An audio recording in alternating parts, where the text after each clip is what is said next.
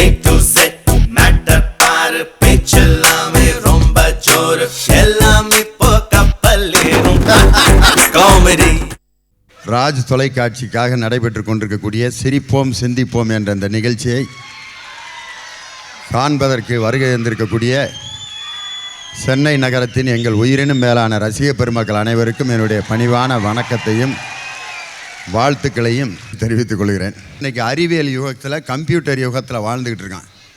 அதுவும் செல்ஃபோன் காலம். அன்றைக்கி நான் பேசிக்கிட்டு இருக்கும்போதே எங்கேயாவது ஒரு ரிங் டோன் அடிச்சிச்சுனாக்கா எல்லோரும் உடனே வகுத்தையும் பாக்கெட்டையும் தடவ ஆரம்பிச்சிடுவாங்க. யாருக்கு ரிங் அடிக்குதோ அவன் பேசாமல் உட்காந்துருக்கேன், மற்றவன் பூரா தலாவிக்கிட்டு இருக்கேன். கடைசிக்கு அவர் யாருக்கு ரிங் அடிச்சிச்சோ அவர் எடுத்து ஹலோ அப்படின்ட்டு எடுத்துக்கிட்டு தெருவுக்கு ஓடுறாரு, டவர் கிடைக்காம. குடும்ப விஷயத்தை தெருவில் நின்று கத்திக்கிட்டு இருக்கான் ஒரு ஆள். ஹலோ சொல்லுங்கள். அப்படியா, பீரோவில் 50 பவுன் வச்சுருக்கேன், பூட்டை மறந்துட்டேன், அதை யார்கிட்டையாவது சொல்லி பூட்ட சொல்லு அப்படின்ட்டு நடு ரோட்டில் நின்று கத்துனோன்னா ஒரு 2 பார்ட்டியை பீரோ பூட்டலையா, உனக்கு இதான்டா கடைசி பீரோன்ட்டு அவன் முடிவு பண்ணி அன்னைக்கு திட்டம் போட்டு பீரோக்கிட்ட போயிடுறாங்க. செல்ஃபோன்னால் எவ்வளோ பேர் வாழ்க்கையவே இழந்திருக்கான் தெரியுங்களா. ஒருத்தன் ஒரு கிராமத்துக்காரன் முதல்ல செல்ஃபோன் தன்னுடைய மனைவிக்கு வாங்கி கொடுத்து அதை எப்படி பயன்படுத்தணும்னு சொல்லி கொடுத்துருக்கான். என் நம்பருக்கு நீ பேசணும்னா இந்த நம்பரை போட்டுட்டு அந்த பச்சை கலரில் ஃபோன் படம் போட்டிருக்கல அதை அமுக்குன்றிருக்கேன். உடனே அவர் நம்பரை போட்டு அந்த பச்சை கலரில் ஃபோன் படத்தை அந்த அமுக்கணுன்னு ரிங் கேட்டுருக்கு. கேட்டு கொஞ்ச நேரம் கழித்து பார்த்தா ஒரு பொம்பளை அந்த பக்கம் இருந்து பேசியிருக்குது. தற்சமயம் நீங்கள் அவரை தொடர்பு கொள்ள முடியாது அப்படின்னோடனே பார்ட்டி டென்ஷன் ஆயிடுச்சு. யார் நீயே என் புருஷனை தொடர்பு கொள்ள முடியாதுன்னு சொல்கிறதுக்கு? பிச்சு பிடிவேன், பிச்சு வந்தேன் நாரி போயிடும் பொழப்பு அப்படின்னோடனே திரும்ப 2வது தடவை போட்டிருக்கு, அவர் தொடர்பு எல்லைக்கு வெளியில் உள்ளார் அப்படின்ருக்கு. உடனே அந்த அம்மா முடிவே பண்ணிடுச்சு, முடிச்சுட்டு போயிட்டானா இன்னைக்கு வரட்டும் அந்த ஆள் அப்படின்ட்டு. வந்த பிறகு 3 நாளாக சோறு இல்லாமல் கிடந்திருக்கேன் அந்த ஆள். அந்த கம்ப்யூட்டர் பொம்பளை எவ்வளோ பெரிய குழப்பத்தை உண்டு பண்ணிருக்கு பாருங்கள். இந்த பிரச்சனை ஒரு 25 வருஷத்துக்கு முன்னாடி மனுஷனுக்கு கிடையாது. ஒரு காலத்தில் திண்டுக்கல்லேருந்து மதுரைக்கு பழைய காலத்து பஸ்ஸெல்லாம் 8 மணிக்கு பரப்பிட்டா 5.5 மணி நேரம் போவாங்க. எப்போ 55 கிலோமீட்டர் வழி நடுக ஒவ்வொருத்தனையாக கூப்பிட்டு ஆள் ஏற்றிக்கிட்டு போயிருக்கேன். பஸ்ஸு கண்டுபிடிக்காத காலத்தில் ஊருக்கு நம்பால் எப்படி போயிருந்திருப்பேன் யோசனை பண்ணி பாருங்களேன். திண்டுக்கல்லேருந்து மெட்ராஸுக்கு ஒரு கல்யாணத்துக்கு வரணும், பஸ்ஸே இல்லாத காலத்தில், மாட்டு வண்டியும் இல்லை. நவம்பர் மாதம் கல்யாணம்னா ஜனவரியில் பரப்பிடுவேன் பாத யாத்திரை. பரப்பிட்டு நவம்பரில் கல்யாணத்தை முடிச்சுட்டு திரும்ப போய் சேர்றதுக்கு மே மாதம் ஆகி போயிடும். அதுக்குள்ளே குழந்த பிறந்துருச்சுன்ட்டு தகவல் வரும். திரும்ப இங்கேருந்து நடந்து போயிட்டு வாழ்நாள் முழுதும் நடந்துக்கிட்டே இருந்திருக்கேன் அன்னைக்கு. அதனால தான் அன்றைக்கி வாழ்க்கையில் மனுஷன் ஹெல்த்தியாக இருந்தான். காரணம் என்னன்னா நடந்துக்கிட்டே இருந்தேன். இன்றைக்கி யூரின் பாஸ் பண்ண போகிறதுக்கு 2 வீலர் எடுத்துகிட்டு போகிறேன் ஒருத்தன். யூரின் பாஸ் பண்ண போகிறதுக்கு பைக்கில் போய் அதை நிப்பாட்டிட்டு ஸ்டாண்டை போட்டு அப்படி. அதனால தான் நாளைக்கு இந்த மெயின் பீச் ரோட்டில் நீங்கள் பாருங்கள், மெட்ராஸில் இருக்க விஐபிகளை பூரா டவுசரோடு பார்க்கலாம் நீங்கள். அங்கே ஒன்று அப்படி பரப்பிட்டு இப்படியே போய்கிட்டு இருக்குதுங்க. அதுவும் போகிறப்ப என்ன பேசிட்டு போகுதுங்க, எங்கே போய்கிட்டு இருக்கீங்க? போய்கிட்டு இருக்கானப்பா. ஏன் போகிற? போகலைன்னா போய் சேர்ந்துருவேன்ட்டார், அதான் பரப்பிட்டு போய்கிட்டு இருக்கேன்ட்டு. இன்னொருத்தர் நீ எங்கே போகிற? என் வகுறு திருவெற்றியூரில் இருக்க, அதை கொண்டு திருவல்லிக்கேணியில் கொண்டு வர்றதுக்கு தான் போய்கிட்டு இருக்கேன்ட்டு. டவுசரை விட்டு 1/2 கிலோமீட்டர் கிடக்குது அந்த ஆளுக்கு வகுறு. அவன் அறிவையும் மற்றதையும் வளர்க்குறானோ இல்லையோ வகுரை வளர்க்குறாங்க இன்றைக்கி எல்லோரும். இன்னொரு ஆள் பார்த்தீங்கன்னா வயிறை அப்படி வச்சுட்டு நின்றுக்கிட்டு இருக்காரு. 2 பயலுக்கு கீழே உட்காந்துருக்காங்க, சின்ன பயலுக. ஏன்டா காலுக்கு கீழே உட்காந்துருக்கீங்கன்னா நிழல் தேடி பார்த்தேன் கிடைக்கல, நல்ல ஆலமரம் மாதிரி வளர்த்துருக்காரு, அதனால தான் கீழே உட்காந்துருக்கேன் அப்படிங்கிறேன். இன்னொருத்தன் நான் நிற்கும் போது என் குதிங்காலை பார்த்து 15 வருஷம் ஆகுதுங்கிறாரு. காரணம் என்னென்னா அது மறைச்சிக்கிறது அப்படியே. காரணம் என்னன்னா அப்படி வயிறு வளர்ந்து போய் இன்றைக்கி என்ன காரணம்னா கம்ப்யூட்டர் காலம், அறிவியல் காலத்தில் வாழ்கிறதுனால உழைப்பு இன்றைக்கி குறைஞ்சி போச்சு. அந்த காலத்தில் நடந்து வாழ்ந்துக்கிட்டு இருக்க காலத்தில் இருந்த ஆட்களுடைய கையெல்லாம் இன்றைக்கி தொட்டு பார்த்தோம்னா அப்படி இரும்பு மாதிரி இருக்கு. எங்கள் தாத்தாவுக்கெல்லாம் 86 வயசு ஆகுது, கண்ணாடி போடாமல் பேப்பர் படிச்சுக்கிட்டு இருக்காரு உட்காந்து. ஆனால் இன்றைக்கி ஒரு எல்கேஜி படிக்கிற பையன் சோடா புட்டி கண்ணாடியை போட்டு அவங்க அப்பா விட்டு பெரியப்பா போய் அப்பா அப்படின்ட்டுருக்கான். அந்த ஆள் ஏற்கனவே குடும்பத்தில் வாலி பிரச்சனை வந்துக்கிட்டு இருக்கு, இவன் வேற என்னைய போய் நொப்பான்னுக்கிட்டு இருக்கான். உங்கள் அப்பா அங்கே இருக்காரா அப்படின்னா, அப்படியா எல்லா பேரும் ஒரே மாதிரி தெரியுறீங்க இந்த கண்ணாடியில் அப்படின்னு. ஏன்டா இப்படி குடும்பத்தில் குழப்பத்தை உண்டு பண்ணிக்கிட்டு இருக்கேன்னு. எல்கேஜி படிக்கிற பையன் சோடா புட்டி கண்ணாடியை செமக்க முடியாமல் போட்டுக்கிட்டு இருக்கேன். 86 வயசில் இருக்க ஒரு பெரியவர் பேப்பர் படிக்கிறாரு கண்ணாடி போடாமல். அன்னைக்கு இருக்கிற எங்கள் தாத்தாவுக்கெல்லாம் பார்த்தீங்கன்னா 17 பிள்ளைய. எப்படித்தான் உண்மையில் பெரிய அதிசயம் அதெல்லாம். என்ன காரணம்னா அன்றைக்கி சினிமா கிடையாது, டிவி கிடையாது, நாடகம் கிடையாது, ஒன்றும் கிடையாது. எவ்வளோ நேரம் தான் சேரை போட்டு ராத்திரி பூரா உட்காந்துருப்பார் அவர். உட்காந்து உட்காந்துருந்தார். அப்புறம் அப்படி பார்த்தாரு. இன்னொரு தாத்தாவுக்கு பார்த்தீங்கன்னா 16 பிள்ளைங்க. எப்படி தாத்தா அப்படின்னு கேட்டதுக்கு அவர் சொல்கிறாரு, நான் என்ன பண்ணேன், எல்லாம் அவன் கொடுக்குறது தான் அப்படிங்கிறார்.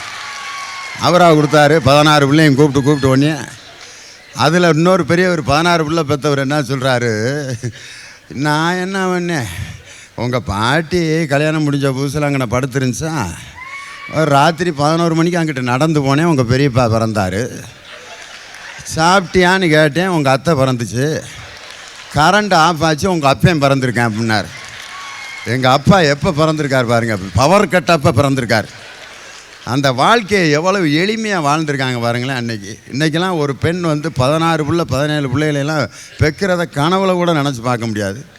3 மாதம் ப்ரெக்னென்ட் ஆனோடனே டாக்டர்கிட்ட போயிருதுங்க. MBBS, DGO, FRCH, ABCD, EFGH, London, Scotland, USA அப்படின்ட்டு 2 பாராகிராஃப் இருக்குது டிகிரி. அதை வாசித்து முடிக்கிறதுக்குள்ளே குழந்தை பிறந்துடும் போல இருக்குது, அப்படி இருக்குது. வாசித்து முடித்த பிற்பாடு அந்த அம்மா போனோன்னே 15 தடவை இப்படி வயிற்றை தடவி பார்த்துட்டு ஸ்கேன் ஒரு 5 எடுக்க வேண்டியிருக்கு. ஒரு ஸ்கேனுக்கு 2500 ரூபா ஆகும். 5 2.5 பெருக்கி போட்டுக்குங்க அப்படின்ட்டு 3வது மாதமே 12,500 ரூபா கொடுத்து ஸ்கேன் எடுத்து அம்புட்டையும் பார்த்த பிறகு பேபி இருக்க மாதிரியே தெரியலையே அப்படிங்குது. எவ்வளவு? 12,500 ரூபா கொடுத்து 12,500 ரூபா கொடுத்து பேபி இருக்க மாதிரியே தெரியலன்னா அப்புறம் என்ன தான் இருக்குது அப்படின்னு. இன்னும் ஒரு 2 மாதம் கழித்து இன்னும் ஒரு 10 ஸ்கேன் எடுக்க வேண்டியிருக்கு அப்படின்னு 10 மாதத்துக்குள்ளே கிட்டத்தட்ட ஒரு 65 ஸ்கேன் எடுத்து அந்த அம்மா ஒரு வழி பண்ணி கடைசிக்கு நார்மல் டெலிவரி கிடையாது, சிசேரியன். அந்த அம்மா, நமக்கு 2 பேபியுமே சிசேரியனுங்க, பெரிய என்னமோ அப்துல் கலாம்கிட்ட விருது வாங்கிட்டு வந்தது மாதிரி பெருமையாக சொல்லிகிட்டு இருக்க ஒரு அம்மா. சிசேரியனுங்கிறது பெருமையா? இன்றைக்கி அது ஒரு பெரிய ஒரு கலாச்சாரம் மாதிரி ஆயிடுச்சு. அதே மாதிரி சர்க்கரை வியாதிங்கிறத ரொம்ப பெருமையாக பேசிகிட்டு இருக்கேன் ஒருத்தன். நமக்கு டயபெட்டிக்ஸ், காஃபியில் சர்க்கரை மட்டும் போட்டுறாதீங்க அப்படின்னு. உங்களுக்கு போட வேணாம். இப்போ உங்கள் அப்பாவுக்கு, எனக்கே சர்க்கரை அப்புறம் அந்த கிழவனுக்கு பின்ன எப்படி இருக்கேன், அவரால் தான் எனக்கு இந்த நிலைமையை. உங்கள் பையனுக்கும் அவனுக்கும் போட்டுறாதீங்க, அவனுக்கும் தொடங்கிருச்சு. My family is completely diabetic family அப்படின்ட்டு அரசு விருது வாங்கினது மாதிரி டயபெட்டிக்ஸுங்கிறத பெருமை பேசிக்கிட்டு இருக்கிற அளவுக்கு இன்றைக்கி காலத்தினுடைய மாற்றம். இந்த மாற்றத்தில் ஒரு மனிதனுக்கு பொழுது போக்கணும். அதுக்கு ஒரு அற்புதமான சாதனமான திரைப்படத்தை பற்றி இன்றைக்கி தலைப்பு. ஒரு திரைப்படத்தினுடைய வெற்றியை பெரிதும் தீர்மானிப்பது யார் அப்படிங்கிறதான் இன்றைய பட்டிமன்றத்தினுடைய இன்றைய விவாதத்தினுடைய தலைப்பு. இது பெரும்பாலும் 2 அணியாக பிரிஞ்சு பேசி பழகினது. அதுவும் எங்கள் பட்டிமன்ற பேச்சாளர்கள் கிடையாது இன்றைக்கி வந்திருக்கவங்கெல்லாம்.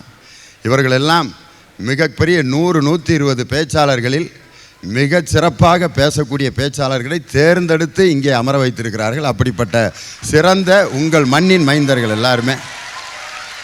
அதில் இன்றைக்கி தலைப்பு என்ன அப்படின்னு சொன்னால், ஒரு திரைப்படத்தின் வெற்றிக்கு காரணம் அந்த படத்தினுடைய கதையா, அல்லது நடிகர் நடிகைகளா, அல்லது பாடல்களா, அல்லது நகைச்சுவை காட்சிகளா, அல்லது இயக்குனர்களா, இறுதியாக ரசிகர்களா?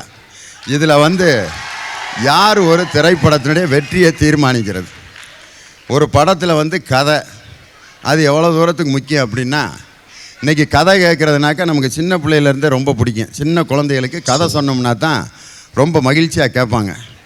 காரணம் என்னென்னா, யார் ரொம்ப கதை சொல்லி சந்தோஷமாக அந்த குழந்தைய வச்சுக்கிறாங்களோ அந்த குழந்தை தான் அவங்கள்ட்ட தான் மடியில் உட்காந்துருப்பாங்க. சில பேர் குழந்தைகள்கிட்ட நடந்துக்கிறத பார்த்தா பயமாக இருக்கும்.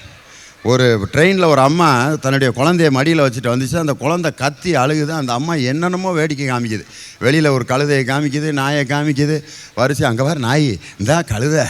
இடையில டிடிஆர் வந்தார், இந்தா டிடிஆர் அப்படின்னா அந்த ஆள் டென்ஷன் ஆகிட்டான். கழுதை நாய், அதுக்கடுத்து நானா, என்ன ஆர்டரில் நீ இப்போ கூப்பிட்டுக்கிட்டு இருக்க அப்படின்னா, இல்லைப்பா எல்லாம் எதையாவது காமிச்சா அழுகையை நிறுத்துவான்றதுக்காக தான் சார் உங்களை காமிச்சேன் அப்படின்னு சொன்ன பிற்பாடு அழுதுகிட்டே இருந்துச்சு. என்னானே புரியல. அதுக்கப்புறம் பார்த்தா எழுத்தாப்பில் அவங்க அப்பா உட்காந்துருந்தார். உன்னையே பார்த்து அழுகிறான் போல இருக்கு, எந்திரிச்சு அங்கிட்டு போயா அப்படின்னோன்னே பெத்த அப்பன் பக்கத்து கம்பார்ட்மெண்ட்டுக்கு போனால் நிறுத்திட்டான் அழுகை. அவன் ஏன் பெத்த அப்பனை பார்த்து அவன் காண்டாமிருகத்தை பார்த்த மாதிரி அழுதுருக்கான்னா, ஒரு தடவை அவனை விளையாட கூப்பிட்ருக்காரு அவங்க அப்பா. வாடா அப்படின்னாரு. அன்னைக்கு மறந்தவன் தான் அவங்க அப்பாவை. ஒரு குழந்தைய எப்படியா விளையாட கூப்பிட்றது? அவனுக்கு பிடிச்ச மாதிரி உட்காரு ஒரு கதை சொல்லட்டுமா அப்படின்னு கதையே சொல்ல வேண்டிய அவசியம் இல்லை. ஒரு ஊரில் ஒரு காக்கா இருந்துச்சான். அப்படியா, ஒரு காக்கா தான் இருந்துச்சாங்க அப்படின்ட்டு பொருளா ஏன்டா பறக்கிறவங்க ஒப்பனாட்டான் அப்படின்னு சொல்லி அந்த கதையை கேட்கும்போது அவன் மடியில் உட்காந்து அவ்வளோ ரசித்து கேட்பேன். இன்றைக்கி அந்த கதை கேட்குற காட்சி எந்த குடும்பத்துலேயாவது நடக்குதா? கிடையாது. எங்கேயாவது ரோட்டில் விளையாடுற பயல்களை இன்றைக்கி பார்க்கவே முடியல. முன்னையெல்லாம் பார்த்தீங்கன்னா கில்லி விளையாடுவான், கோழி குண்டு விளையாடுவாங்க, மரக்குரங்கு விளையாடுவான், திருடன் போலீஸ்னு ஒரு விளையாட்டு விளையாடுவான். அதில் நான் 15 வருஷமாக நான் தான் திருடனாக இருந்தேன், ஒருத்தன் போலீஸாக இருந்தேன்.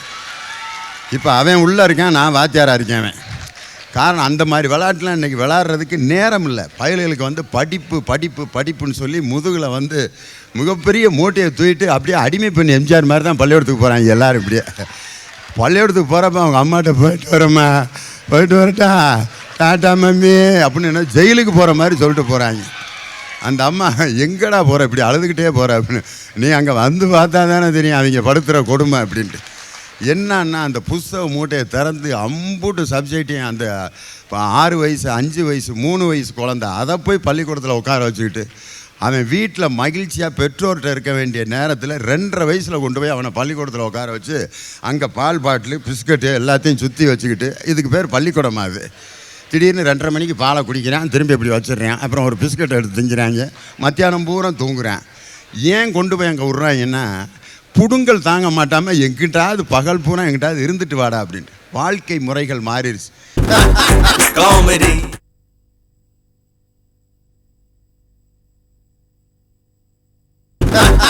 காமெடி.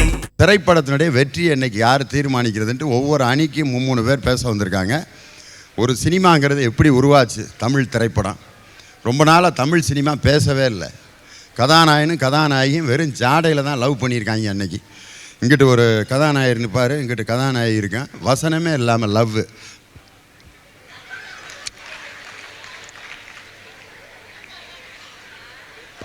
இதை எப்படித்தான் 3 மணி நேரம் உட்காந்து பார்த்தாங்கன்னே தெரில பாருங்கள். வசனமே இல்லாத படம். அதுக்கப்புறம் சினிமாவில் வந்து வசனம் வந்த பிற்பாடு பாட்டு தான் அன்றைக்கி சினிமாவை ஆக்கிரமிச்சுன்றது. பாட்டு பாட தெரிந்தவர்கள் தான் கதாநாயகர்களாக இருந்தாங்க. இன்றைக்கி நான் நினச்ச குரல்லாம் பாடக்கூடிய என்னுடைய குரல் இப்போ எனக்கே அடையாளம் தெரியாத மாதிரி பரிதாபமாக இருக்குது. தியாகராஜ பாவதர் அவர் தான் முதல் தமிழ் சினிமாவினுடைய மிகப்பெரிய சூப்பர் ஸ்டார். அவரை தொட்டு பார்க்குறதுக்கு ரசிகர்கள் வந்து பின்னாடியே ஒடியாந்துருக்கேன். அந்த மாதிரி இருப்பார் பார்க்குறதுக்கு. இது வரைக்கும் அப்படி ஹிப்பி மாதிரி இது ஜடை வளர்த்துக்கிட்டு அப்படி சில்க்கு வேட்டியை கட்டிக்கிட்டு அந்த குரலை கேட்டு மயங்கினா நம்பால். டிஆர் ராஜகுமாரியும் அவரும் எப்படி காதல் டயலாக் பேசுனாங்க தெரியுங்களா? அன்பே, உன்னை பார்க்காமல் நான் எவ்வளவு நேரம் காத்து கொண்டு இருப்பது. ஒன்று அந்த அம்மா, ஆமாம் சுவாமி, உங்களுக்காகத்தான் நான் இங்கே காத்து கொண்டிருக்கிறேன். என் அப்பா பொல்லாதவர். 550 அடி ஓடி இருந்த 2 வரிக்க. இன்றைக்கி ஒரு கதாநாயகன் பீச்சில் உட்காந்து இப்படி பேசுனா படம் என்னத்துக்காக? அன்பே, உனக்காகத்தான் நான் மெரினா பீச்சில் காத்து கொண்டிருக்கிறேன் அப்படின்னா ரசிகர்கள்லாம், மாப்பிள்ளை மெதுவாக காத்துக்கிட்டு இருந்துட்டு வா, நாங்கள் வீட்டுக்கு போகிறோம், உனக்கு இதுதான்டா கடைசி படம், ஏன்டா உயிரை வாங்குறீங்க அப்படிங்க. ஒரு காலத்தில் அப்படி மெதுவாக இருந்த படம் அப்படியே ஃபாஸ்ட்டாக வந்துச்சு. பாட்டு பாட தெரிந்தவர்களை மிகப்பெரிய கதாநாயகர்களுடைய அந்தஸ்துக்கு உயர்த்தினாங்க. அதுக்கப்புறம் பின்னணி பாடகர்கள் அப்படின்ட்டு வந்தது. திருச்சி லோகநாதனுங்கிற ஒரு பாடகர் வந்த பிற்பாடு தான் பின்னணி பாடல் அப்படிங்கிறதே வந்துச்சு. கதாநாயகர்கள் வாயை அசைக்கிறது, பின்னாடி ஒருத்தர் பாடுறது. அதில் முதல் பின்னணி பாடகர் தமிழ் சினிமாவில் திருச்சி லோகநாதன் தான். அவருடைய வாய்ஸ் வந்து எல்லா நடிகர்களுக்கும் அன்றைக்கி பொருந்துச்சு. அதனால் வயசானவங்கள்லேருந்து சிறு நடிகர்கள் வரைக்கும் அவருடைய வாய்ஸை வந்து ரொம்ப அருமையாக எடுத்து கையாண்டாங்க. மந்திரி குமாரி படத்தில் வில்லனுக்கும் பாட்டு படிச்சிருப்பார், கதாநாயகனுக்கும் பாட்டு படிச்சிருப்பார். மந்திரி குமாரியில் வில்லனுக்கு வந்து அந்த மலையில் ஏறுற பாட்டு, வாராய் நீ வாராய் போகும் இடம் வெகு தூரம் இல்லை நீ வாராய், வில்லன் பாடுற பாட்டு. கதாநாயகன் நடிக்கிற எம்ஜிஆருக்கு ஒரு பாட்டு படிச்சிருப்பார்.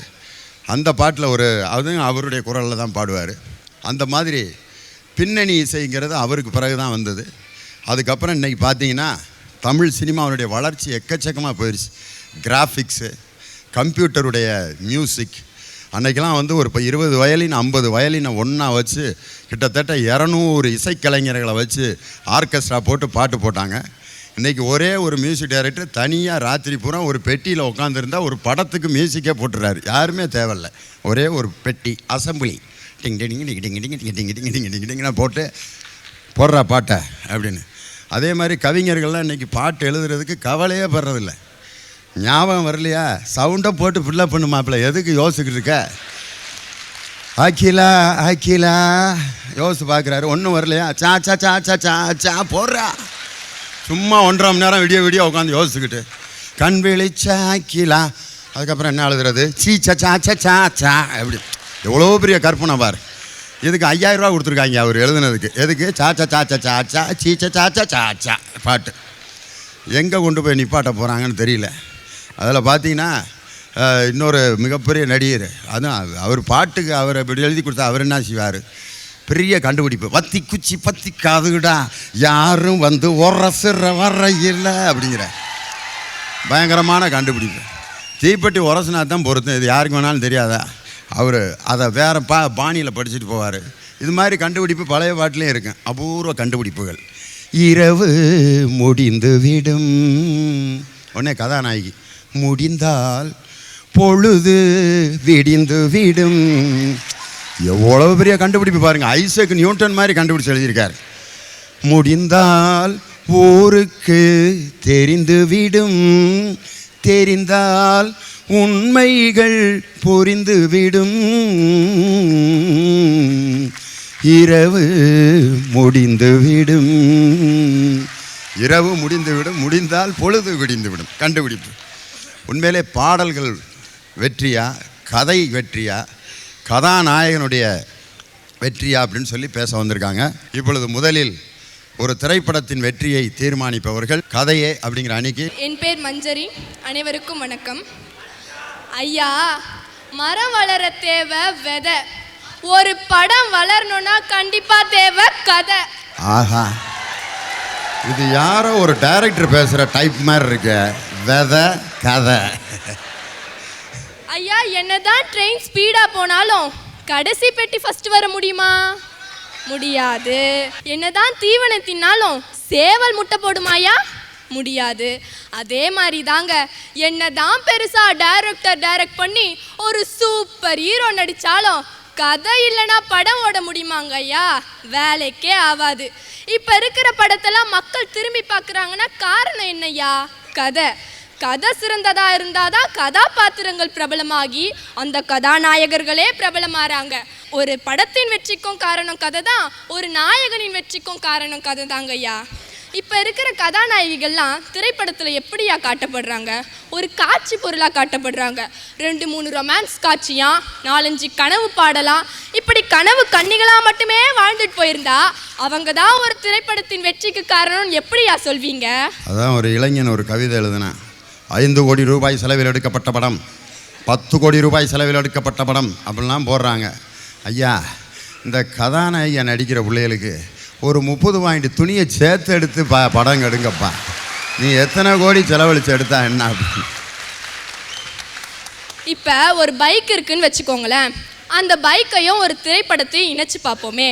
ஒரு பைக்கு ஓடணும்னா காரணம் என்ன? இன்ஜின். அது கதாநாயகனாகவே இருக்கட்டும்.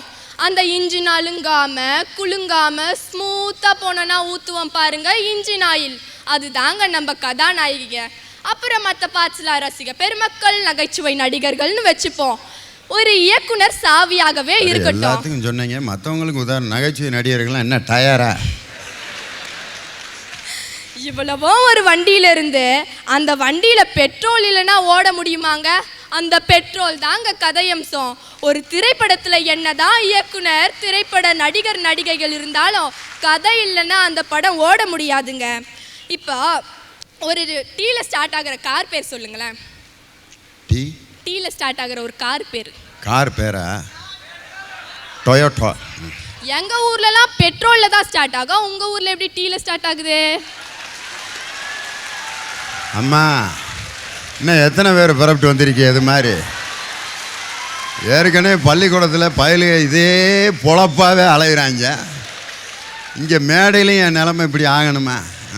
அப்போ இந்த சாதாரண கேள்விக்கே இவ்வளோ வித்தியாசமா பதில் சொல்ல முடியும்னா ஒரு திரைப்படத்தின் வெற்றிக்கு காரணம் என்னங்கிறது எவ்வளோ பெரிய கேள்வி. அதுக்கு 1000 பதில் வரோங்க. நான் முக்கியம்னு பார்த்தீங்கன்னா கதையம்சம் தாங்க. இப்போ காதல்னு சினிமாவில் என்ன காட்டுறாங்க? காதலனும் காதலியும் உள்ளூரில் ஒழுங்காதான் சுற்றிக்கிட்டு இருப்பானுங்க. ரொமான்ஸ்ன்னு வந்துட்டா போதுமே, ஆள் இல்லாத தீவில் போய் ஆடிக்கிட்டு இருப்பாங்கய்யா. இப்படி காதலை சொன்ன சூழல்ல தான் கொஞ்சம் பையங்களை மரியாதையா பேசுங்க. சுத்திக்கிட்டு இருப்பானுங்க அப்படின்னா இப்படி காதலை சொன்ன காலத்துல தான் காதலனும் காதலியும் பார்க்காமலே லவ் பண்றோன்னு ஒரு புதிய கதையை சொன்னதுனால தான் காதல் கோட்டை இட்டாச்சுங்கய்யா. இப்போ ஒரு படத்துல கிளைமேக்ஸ் எதுக்கு வைக்கிறாங்க? கதையோட முடிவை சொல்றதுக்கு. அந்த கிளைமேக்ஸை தூக்கி முதலியே வச்சுட்டு இந்த சஸ்பென்ஸான மர்ம கொலைகளுக்கெல்லாம் காரணம் இவர்தான் முன்னாடியே போட்டுட்டா எவராச்சும் படம் பார்க்க போவாங்களையா? அப்போ ஒரு படத்தில் கதையோட ஒன்றி எல்லா காட்சிகளும் வந்தாதாங்கய்யா நீங்கள் படம் பார்க்க முடியும். இப்போ அவன் ஆஞ்சி ஓஞ்சி அந்தோன்னு சினிமா தேட்டரில் போய் உக்காந்தா நீங்கள் கேட்குற நகைச்சுவை காட்சி ட்வைங்னு ஒன்று போடுறாங்க. அடுத்தது முடிஞ்சோடனே ஒரு ரொமான்ஸ் காட்சி, முடிஞ்சோடனே ஒரு சண்டை காட்சி, இப்படியே தொடர்ந்து காட்சியாக போட்டுட்டு இருந்தா கதை புரியலன்னா எவனாச்சும் சினிமா தேட்டர் பக்கம் தலை வச்சு படுப்பானாயா? இப்போ ஒரு ஆற்றுல தண்ணியே இல்லை, ஆறு வறண்டு ஓடிக்கிட்டு இருக்கு. எவனாச்சும் தூண்டில் போட்டு உக்காந்துட்டு இருந்தா என்ன நினைப்பீங்க? பைத்தியக்காரன் உட்காந்துக்கிட்டு இருக்கான் பாரு நினைக்க மாட்டீங்க? ஒரு படத்தில் கதையே இல்லை, ரசிகர்கள் கூட்டம் கூட்டமாக போகிறாங்க. அவங்கள பற்றி நான் சொல்ல விரும்பலையா.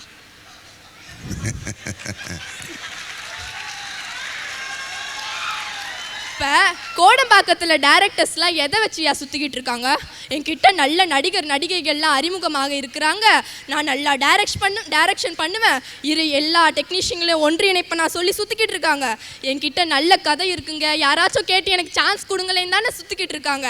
அப்போ அவர்களே கதையின் மீது நம்பிக்கை வைத்து தான் இயக்குகின்றார்கள். அப்போது ஒரு படத்தின் வெற்றிக்கு காரணமாக கதை தாங்கயா இருக்குது.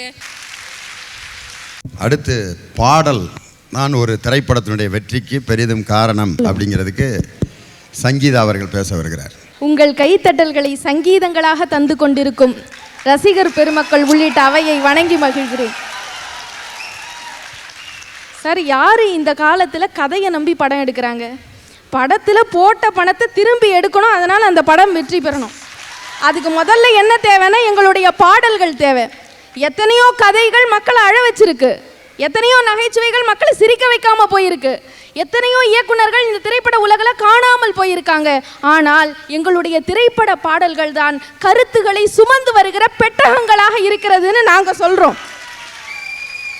எந்த ஒரு படமும் ரிலீஸ் ஆகிறதுக்கு முன்னாடியே முதல்ல பாட்டு தானே ரிலீஸ் ஆகுது. யாராவது இப்பொழுது இந்த படத்தின் கதையை ரிலீஸ் செய்ய போகிறோம். ஒரு கவிஞன் அழகா சொன்னான், அந்த கால நடிகைகள் நடித்து காட்டினார்கள், இந்த கால நடிகைகள் காட்டி நடிக்கிறார்கள்னு சொன்னான். அந்த அளவுக்கு இன்னைக்கு பண்பாடு குறைவா இருக்கு. ஒரு கவிஞன் அழகா சொன்னா, பணக்காரர்கள் ஃபேஷனுக்காக குழந்தை பெற்றுக் கொள்கிறார்கள், ஏழைகள் ரேஷனுக்காக குழந்தை பெற்றுக் கொள்கிறார்கள், காதலர்கள் சீசனுக்காக குழந்தை பெற்றுக் கொள்கிறார்கள். ஆனால் இந்த பண்பாடெல்லாம் நிலையாக இருக்கணும்னு சொல்லிட்டு எங்கள் திரைப்படத்தில் ஒரு பாட்டு வச்சேன், அழகாக ஒரு பாட்டு. என்ன தெரியுமா? சிட்டு போலே பெண் இருந்தா கிட்ட கிட்ட ஓடி வந்து. நீங்க பாடுங்க, இந்த மாதிரி கைதட்டு கிடைக்கணுமே பாட்டு பாடும்போது. சிட்டு போலே பெண் இருந்தா வட்டமிட்டு சுத்தி சுத்தி கிட்ட கிட்ட ஓடி வந்து தொடலாமா, தாலி கட்டு முன்னே கையும் மேலே படலாமா, மாமா மாமா மாமா ஏமா ஏமா ஏமா. வெட்டு விழி பார்வையினால் ஒட்டுறவாய் பேசிக்கிட்டு எட்டி எட்டி இப்படியும் ஓடலாமா, தாலி கட்ட மட்டும் தடை போடலாமா, ஏமா ஏமா ஏமா மாமா மாமா மாமா. கரெக்டா பண்ணனா? கரெக்டா பண்ணீங்க. கையை தொட்டு பேசுவதற்கு கூட தடை போட வேண்டும் சொல்லி எங்களுடைய பண்பாட்டை நிலைநிறுத்தியது எதுன்னு சொன்ன திரைப்பட பாடல்கள் தான். அழகான ஒரு செய்தி வரும், கோயிலில் இருக்கிற படிக்கட்டுகள்லாம் சேர்ந்து கோயில் சிலையை பார்த்து ஒரு கேள்வி கேட்டுச்சான். என்ன கேள்வி கேட்டுச்சான்? நாம் 2 பேரும் ஒரே பாறையில் இருந்து தானே வந்தோம், ஆனால் என்னை போட்டு மக்கள் மிதின்னு மிதிக்கிறாங்க, உனக்கு மட்டும் பால் அபிஷேகமும் நெய் அபிஷேகமும் செய்கிறாங்களே, நியாயமானு கேட்டுச்சு. உடனே சிலை பதில் சொல்லிச்சு, ஆமாம் நாம் 2 பேரும் ஒரே பாறையில் இருந்து தான் வந்தோம், ஆனால் நம்மை செதுக்கினானே அந்த சிற்பி உன்னை ஒரு அடி அடித்ததும் நீ சிதறி போய்விட்டாய், ஆனால் அவன் என்னை சிலையாக அழகாக வடிப்பதற்கு 1000 அடிகளை அடித்தான். அத்தனை அடிகளையும் தாங்கிக் கொண்டு பொறுமையின் வடிவமாக இருப்பதால் இந்த சமுதாயம் என்னை தெய்வம் என்று வணங்குகிறதுன்னு சொன்னான். அப்படிப்பட்ட ஒரு பெண்களினுடைய வடிவத்தை படம் பிடித்து காட்டியது எதுன்னு சொன்னா திரைப்பட பாடல்கள். அழகா NSK ஒரு இடத்துல சொல்லுவார், பாட்டு பாடுவாங்க. சிலைக்கு ஒரு விளக்கம் சொல்லுவாங்க. நீங்கள் சொன்னீங்க படி அது கல் தான், அதில் ஒன்றும் தேவையில்லாதெல்லாம் நீக்கிறது இல்லை, அப்படியே ஒரு சாதாரணமாக அறுத்து அப்படியே ஒட்ட வச்சுருவாங்க. ஆனால் ஒரு சிலை தேவையில்லாத பகுதிகளையெல்லாம் ஒதுக்கி ஒதுக்கி ஒதுக்கி ஒதுக்கித்தான் ஒரு சிலை உருவாக்கப்படுகிறது. அது மாதிரி மனதில் இருக்கக்கூடிய குற்றங்களை நீக்க வேண்டும் என்ற எண்ணத்தை ஒரு தெய்வத்தினுடைய சிலை ஏற்படுத்த வேண்டும் என்பதற்காகத்தான் தேவையில்லாதவைகளை நீக்கிவிட்டு ஒரு சிலையினுடைய உருவம் உருவாக்கப்படுகிறது. அதுக்கு NSKவும் TN மதுரமும் சேர்ந்து அழகாக ஒரு பாட்டு பாடியிருப்பாங்க. விஞ்ஞானத்தை வளர்க்க போறேன்டி, மேல்நாட்டான விருந்து கழிச்சு காட்ட போறேன்டி, வீட்டுக்கு என்ன செய்ய போறீங்க அதையும் கொஞ்சம் விவரமாக விளக்கி போடுங்க. வீட்டுக்கா என்ன வேணும் கேட்டுக்கோ, நெல்லு குத்த மாவரைக்க நீரரைக்க மெஷினு, அல்லும்பகலும் ஆட்டி அரைக்கணும் அதுக்கு ஒரு மெஷினு, ஐயையோ கொல்லப்புறத்தில் கொடை வைக்கணும், கொடகு வைக்கணும், கூடை வைக்கணும், பள்ளிக்கூடத்துக்கு பிள்ளைங்க போகாமல் படிக்க கருவி பண்ணியும் வைக்கணும். புரிஞ்சுதா? ஒன்று மறந்துட்டேன். என்ன? பட்டனை தட்டி விட்டா 2 தட்டலை இட்டலையும் தாவி நம்ம பக்கத்தில் விழணும், கட்டிலுக்கு மேலே ஃபேனு காற்று சுத்தணும், காலங்காட்டும் கருவியும் வேணும். அட பைத்தியம், நம்ம நாட்டில் வீட்டு வேலை செஞ்ச பொண்ணை நம்ம நாட்டில் பாரு, மேல்நாட்டு நாகரீகம் காட்டு மேனிய பாரு. அவ காட்டுக்கு போவா, களபரிப்பா, காரியம் பாப்பா, கஞ்சி குடிப்பா. இவ கார்ல போவா, ஊரை சுத்துவா, கண்ணாடிய பாப்பா, காஃபி குடிப்பா. மிக அழகாக அந்த பாட்டிலே எனக்கு பிடிச்ச வரி இதுதாம்மா. விஞ்ஞானத்தை வளர்க்க போறண்டி, மேனாட்டார விருந்து களைச்சு காட்ட போறண்டி, தஞ்சாவூர் ஏட்ட நிறுத்தி தலைகீழா பாடம் படிச்சு, பொஞ்சாதி புருஷன் இல்லாம புள்ளையும் குட்டியும் பிறக்குறாப்புல விஞ்ஞானத்தை வளர்க்க போறண்டி, மேனாட்டார விருந்து களைச்சு காட்ட போறண்டி. அன்னைக்கே 1949 ஆண்டிலேயே டெஸ்ட் டியூப் பேபியை பற்றி படித்த ஒரு அற்புதமான கலைவாணர் NS கிருஷ்ணன் தான். அதாவது அந்த வரி தான் எனக்கு ரொம்ப பிடிக்கும். சயின்ஸ் வாத்தியார் நான், அதனால தான் அதை பற்றி திங்க் பண்ணியிருக்கேன். பாதி தீர்ப்பு எங்க பக்கம் வந்துடுச்சு. அதாவது மிக அழகாக மேலை நாட்டு பெண்ணிற்கும் நம்முடைய நாட்டு பெண்ணிற்கும் உள்ள வித்தியாசத்தை அழகாக சொன்னது திரைப்பட பாடல். ஒரு பெண் நடந்து போகிறாள் என்று சொன்னால் அவள் பின்னால் 50 வருட கலாச்சாரம் நடந்து வருகிறது என்பதை நிரூபித்து காட்டியது எங்களுடைய பாடல்கள். மிக அழகாக ஒரு செய்தி வரும். இப்போ காலமாக ஆண்கள் தான் பெண்களுக்கு அறிவுரை சொன்னார்கள். ஆனால் இதை மாற்றி ஒரு பெண் கூட ஆணுக்கு அறிவுரை சொல்லலாம், புத்திமதி சொல்லலாம்னு ஒரு பாட்டு போட்டாங்க. எத்தனையோ வருஷத்துக்கு முன்னாடி வந்த பாட்டு தான் அது. ஆனால் இன்னைக்கும் மக்கள் மனதில் இடம் பிடித்திருக்கிற பாட்டு என்ன தெரியுமா? யானைக்கு தும்பிக்கையில் பலம் இருக்கிறது, மனிதனுக்கு நம்பிக்கையில் பலம் இருக்கிறது என்று சொன்ன பாடல். பட்டணம்தான் போகலாமடி பொம்பளே, பணங்காசு தேடலாமடி, நல்ல கட்டாணி முத்தேயே கண்ணாட்டி நீயும் வாடி பொண்டாட்டி தாயே. டவுனு பக்கம் போவாதீங்க மாப்பிளே, டவுன் ஆகி போயிடுவீங்க, அந்த டாம்பீகம் ஏழைக்கு தாங்காது பயனோ வேணான்னா கேளு மாமா. வேலை ஏதுங்க கூலி ஏதுங்க வெக்க கேட்ட சொல்றேன் கேளுங்க, காலேஜ் படிப்பு காஃபி ஆத்து தான், BA படிப்பு பெஞ்சு தொடக்கிதான், ஆளை ஏச்சு ஆளு பொழைக்குதான், 5க்கு 2 பந்தி கலகிதான், மேலே போனது 100ல் 1 மிச்சம் உள்ளது லாட்ரி அடிக்குதான். கடைசியில வரும், ஒன்னான சாமி எல்லாம் ஒண்ணுமே பண்ணாமே தவிக்கையிலே, அட உன்னாலே என்னாகும் எண்ணாம போனா பின்னாலே கேடுமாமா. அதாவது உண்மையில அந்த பாட்டில் அவன் பட்டணத்தில் போய் எப்படி பொழைக்க போறேன்ட்டு ஒரு லிஸ்ட் கொடுப்பேன். ராத்திரி பகலா ரிக்ஷா எழுப்பேன், நைஸா பேசி பைசா கறப்பேன், ட்ராமா சினிமா சர்க்கஸ் பார்ப்பேன், ராசா மாதிரி சிகரெட்டும் பிடிப்பேன், வேர்த்து புழுங்கு நான் பீச்சுக்கு போவேன், மீத்த பணத்தில் மீன் வாங்குவேன், ஆத்தாடிவும் கையில் கொடுப்பேன், ஆக்க சொல்லிட்டு சாப்பிட்டு படுப்பேன். அதுக்கப்புறம் சொல்லக்கூடாது, அதுதான் பாட்டு. அதுக்கு என்ன அப்புறம் அதுக்கு பதில் சொல்கிறேன், இதுக்கு மேலே சொல்ல மாட்டேன்டி பொம்பளை, இந்த ஊரில் இருக்க மாட்டேன்டி, நீ இப்போவே போகணும் கொப்பாவை கேட்டு ஏதாச்சும் வாங்கி வாடி. ஆம்பளைங்கிறத நிரூபிச்சிட்டானா? டவுனில் போய் ரிக்ஷா வண்டி இழுக்க போகிறதுக்கு மாமனார்கிட்ட ஏதாவது வாங்கிட்டு வாடிங்கிறான் பாருங்க, எப்படியாப்பட்ட ஆள். அதாவது எங்களுடைய பாட்டை எப்படி ரசிக்கிறாங்கன்னு பாருங்க. இப்போதான் களை கட்டி இருக்கு மேடை. அதாவது மிக அழகாக ஒரு செய்தி. ஒரு யமதர்மராஜா என்ன பண்ணார், சித்திரகுப்தனை பார்த்து கேள்வி கேட்டார். என்ன கேள்வி கேட்டார்னா, நீ இனிமேல் இறந்தவங்களுடைய சடலங்களெல்லாம் எடுத்துகிட்டு வராத, அவங்களுடைய நாக்கை மட்டும் எடுத்துகிட்டு வான்னா. ஒன்று இவனும் நாக்கை மட்டும் எடுத்துகிட்டு வந்தான். ஒன்று யமதர்மன் கேட்டான், சில நாக்குகள் எப்போதும் துடித்து கொண்டே இருக்கிறதே, இது யாருடைய நாக்குகள்னு கேட்டான். இதுவா, இது எதிர்கட்சிக்காரனுடைய நாக்குன்னா. அப்படியா, சில நாக்கு சில நேரம் துடிக்குது, சில நேரம் நிற்குது, சில நேரம் துடிக்குது, சில நேரம் நிற்குது, இது யாருடைய நாக்குன்னு கேட்டான். இதுவா, இது ஆளுங்கட்சிக்காரனுடைய நாக்கு அப்படின்னு சொன்னான். அப்படியா, சில நாக்கு ஒன்றுமே செய்யாமல் அப்படியே இருக்கே, இதெல்லாம் யாருடைய நாக்குகள்னு கேட்டதுக்கு இதுதான் வாக்களித்த வாக்காளர்களுடைய நாக்குகள்னு சொன்னான். இந்த சமுதாயத்தில் நாக்கு எப்படிலாம் வேலை செய்யுதுங்கிறத ஒரு பாட்டில் அழகாக சொன்னான் தெரியுமா? உலகத்திலே பயங்கரமான ஆயுதம் எது? கடைசி வரியில் அழகாக சொல்லுவார், நிலைகெட்டு திரியும் நயவஞ்சகரின் நாக்கு தானது, நிலைகெட்டு திரியும் நயவஞ்சகரின் நாக்கு தானது. அழகா ஒரு நாக்கு செய்கிற வேலையை மிக அழகாக எங்கள் திரைப்படத்தில் சொன்னான். இவ்வளோ மட்டும் இல்லை, அந்த பாட்டில் என்எஸ் கிருஷ்ணன் ஒரு அருமையான காமெடி பண்ணியிருப்பார். என்எஸ் கிருஷ்ணன் சீர்காழி கோவிந்தராஜன் பாடுறது, எம்ஜிஆரும் என்எஸ்கே நடிப்பாங்க. அதில் எம்ஜிஆர் கேள்வி கேட்க இவர் பதில் சொல்ல, இவர் கேள்வி கேட்க அவர் பதில் சொல்கிற மாதிரி பாட்டு. பரதேசியா அலைவதனாலே அப்படின்னு சீர்காழி கோவிந்தராஜன் இடம் கொடுப்பாரு. அதே மாதிரி பாடணும்னு என்எஸ் கிருஷ்ணன் முடிவு பண்ணி, அவன் 10 வேட்டு சரி வரல விடுறா 10 வேட்டு சோத்துரிசை கண்டதாலே காரிருள் சூழுவது எவ்விடத்திலே, தம்பி காரிருள் சூழுவது எவ்விடத்திலே, கற்றறிவில்லாத மூடர் நெஞ்சகத்திலே, உலகத்திலே பயங்கரமான ஆயுதம் எது அப்படின்னா கத்தி இல்லை, கோடாலி அதுவும் இல்லையா, திராவகம் அது ஆயுதம் இல்லையா, சரி எனக்கு தெரியல நீங்கள் சொல்லப்பா அப்படின்னு பிற்பாடு தான் நிலைகட்டு போன நயவஞ்சகனின் நாக்குத்தான் அதுன்னு சொல்லி அந்த கவிஞர் ரொம்ப அழகாக பாடியிருப்பார்.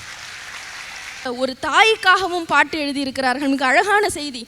உன் தாயின் காலடியில் தான் சொர்க்கம் கிடக்கிறது என்று சொன்னார் நபிகள் நாயகம். அந்த தாயினுடைய புனிதத்தன்மையை மிக அழகாக சொன்னது திரைப்பட பாடல்களை தவிர வேறு எதுலேயும் இருக்க முடியாது.